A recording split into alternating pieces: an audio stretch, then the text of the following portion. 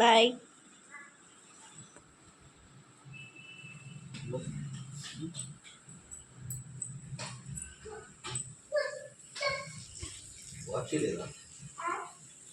ఉందండి, ఎందుకు లేదు.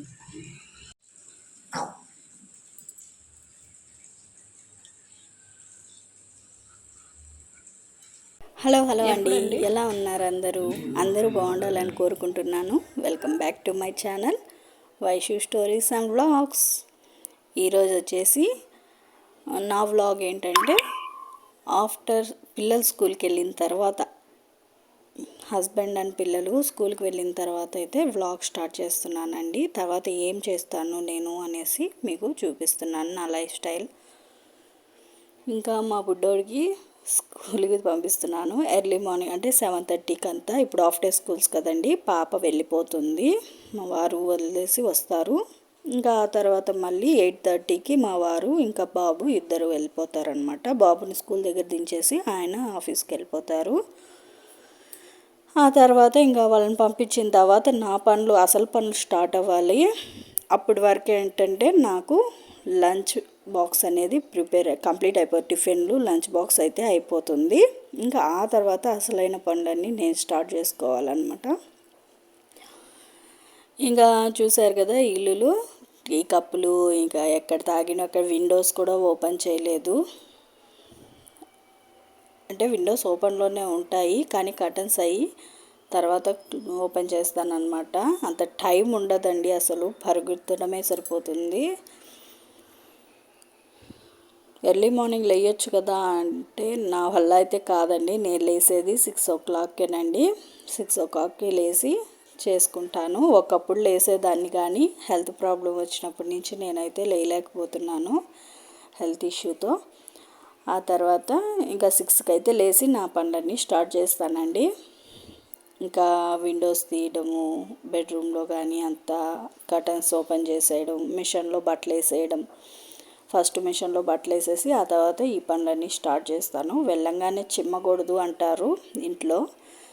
సో ఇంకా వాళ్ళని పంపించేసిన తర్వాత ఒక 5 నిమిషాలు అలా కూర్చుంటాను. అప్పటి వరకు పరుగులు తీసుంటాం కదా, ఒక 5 minutes రెస్ట్ అయితే అవసరం ఉంటుంది. ఇంకొక 5 నిమిషాలు అలా కూర్చొని ఇంకా ఇల్లు లూడ్ చేసేది, బెడ్షీట్స్ అవి సరి చేసేది, నెక్స్ట్ దివానా కాట్ సరి చేసేది, ఇలాంటి పనులు అయితే చేసుకుంటూ ఉంటాను. ఇంకా ఆ పని అయిపోయిన తర్వాత ఎక్కడ వస్తువులు అక్కడ పెట్టేసుకుంటూ ఉంటాను అనమాట. వీటన్నిటికీ కలిపి నాకు ఒక 1/2 hour టైం అయితే పడుతుంది ఈజీగా ఇల్లులై చిమ్మేసుకోవడం అంతా. ఆ తర్వాత చూస్తే ఎంత బాగుంటుందో లుక్. ఇల్లంతా క్లీన్ చేసేసుకున్న తర్వాత ఎంత బాగుంటుందో, అసలు ఎంత ప్రశాంతంగా ఉంటుందండి. అప్పటి వరకు అయితే నాకు కూర్చోలేనమాట. ఇంకా అప్పటి వరకు స్నానాలు చేసి ఉంటాం కాబట్టి టవల్స్ అవన్నీ ఒకసారి కాసేపు ఎండలో ఎండబెట్టేస్తానండి, ఆరబెట్టేస్తాను ఎండకి. బట్టలు అయిపోయే లోపల ఇవి బాగా ఆరిపోతాయి కాబట్టి మళ్ళీ మడతేసి ఇంట్లో నేను ఒక తీగ వేసుకున్నాను కదండి, థ్రెడ్, దాని మీద అయితే పెట్టేసుకుంటాను.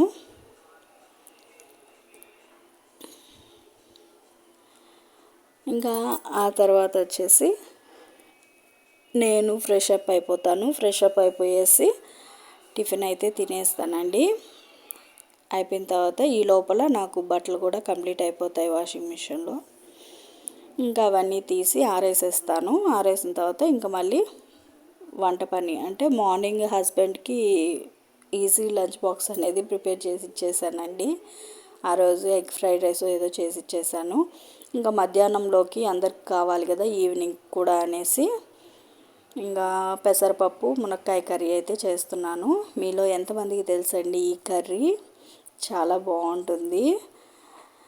ఫస్ట్ పెసరపప్పు, మునక్కాయలు నీట్గా కడిగేసుకొని ఉడకబెట్టేసుకోవాలండి. కొంచెం పప్పులుగా ఉన్నప్పుడు అందులో కొంచెం పసుపు, ఉప్పు, మిరప్పొడి, ఇంకా తెల్లగడ్డ వేసేసుకొని ఒకసారి మళ్ళీ కలిపేసుకుంటాను. కొంచెం వాటర్ వేసుకుంటాను అనమాట ఎసురుకి. కొంచెం వాటర్ వేసేసుకొని కలిపేసుకున్న తర్వాత చూసారా బాగా, అంటే మరీ మెత్తగా ఉడికిపోకూడదు, దాన్ని ఇంకా ఎన్నిచ్చవలేదండి. ఆ తర్వాత ఇంకో పెనం పెట్టుకొని అందులో తిరగమాత వేసేసుకోవాలి. ఆవాలు, జీలకర్ర, మళ్ళీ ఎర్రగడ్డ వేసేసుకోవాలి. లాస్ట్లో అంటే ఈ పొడి కొంచెం వేసేసామంటే చాలా టేస్ట్ వస్తుంది. అసలు ఎంత బాగుంటుందంటే అంత బాగుంటుంది. ఆ పొడి ఏంటంటే మీకు చూపించాను కదా ఇంతకుముందు చికెన్ ఫ్రై అనేసి చేసుకున్నాను. అది మరికింత చేసి పెట్టేసుకుంటానండి. చాలా వరకు కర్రీస్లోకి సెట్ అయిపోతుంది. ఇంకా నా కర్రీ అయితే కంప్లీట్ అయిపోయింది. మునక్కాయ పెసరపప్పు కర్రీ చాలా బాగుంటుంది.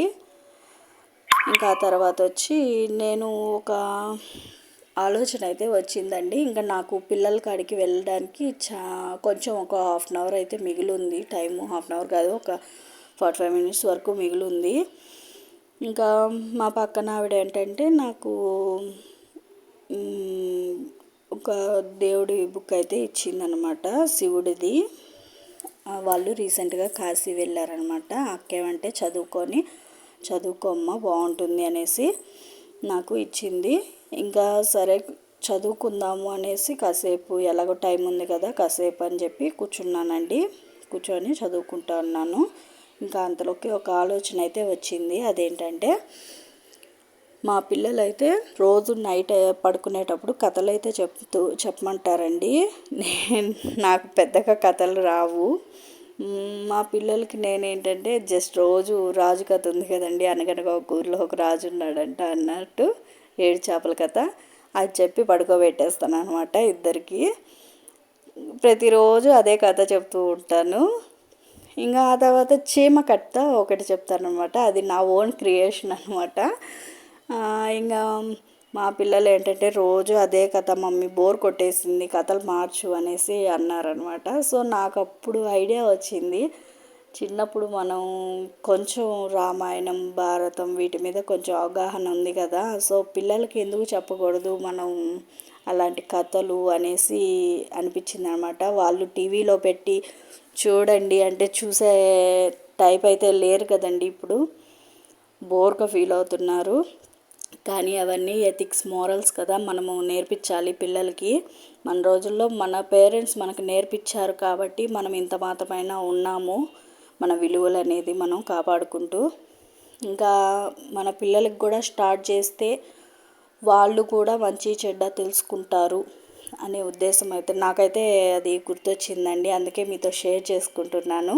మీలో మీ పిల్లలు కూడా ఎవరైనా ఇలా కథలు అడుగుతుంటే ఎందుకు మనం ఇలా మన రామాయణం గురించి నెక్స్ట్ ఉన్నాయి కదా చాలా దేవుళ్ళు స్టోరీస్ ఉన్నాయి కదా, అవన్నీ చెప్పకూడదు, ఎందుకు చెప్పకూడదా అనేసి నాకైతే ఒక ఐడియా వచ్చిందండి. సో నేను ఇంకా నన్ను నేను ప్రిపేర్ చేసుకుంటూ నా పిల్లలకు కూడా చెప్దాము అనే ఆలోచన అయితే వచ్చింది. మరి నా ఆలోచన ఎలా ఉందో మీరు తప్పకుండా నాకు కామెంట్ చేయండి, మంచిగా అనిపిస్తుందా లేదా అనేసి మీ ఉద్దేశం అయితే నాకు చెప్పండి. నా వీడియో నచ్చినట్లయితే ప్లీజ్ లైక్ చేయండి, షేర్ చేయండి, సబ్స్క్రైబ్ చేసుకోవడం మర్చిపోకండి. ప్లీజ్ సబ్స్క్రైబ్ చేసుకోండి. ఇంకా మంచి వీడియోస్తో మీ ముందుకైతే వచ్చేస్తాను. ఇంకా ఇదేంటనుకుంటున్నారా, లాస్ట్ మనం అంటే నేను నెక్స్ట్ వీడియోలో దీని గురించి చెప్తానండి. మనం ఆఫ్టర్ 30s మన లైఫ్ స్టైల్ అనేది కొంచెం చేంజ్ చేసుకోవాలి కాబట్టి ఇంకా అది పౌడర్ వేసుకోవాలి. అదేంటో మీకు తెలుసుంటే కంపల్సరీ నాకు మెసేజ్ అయితే చేయండి. Thank you for watching. Take care. Bye.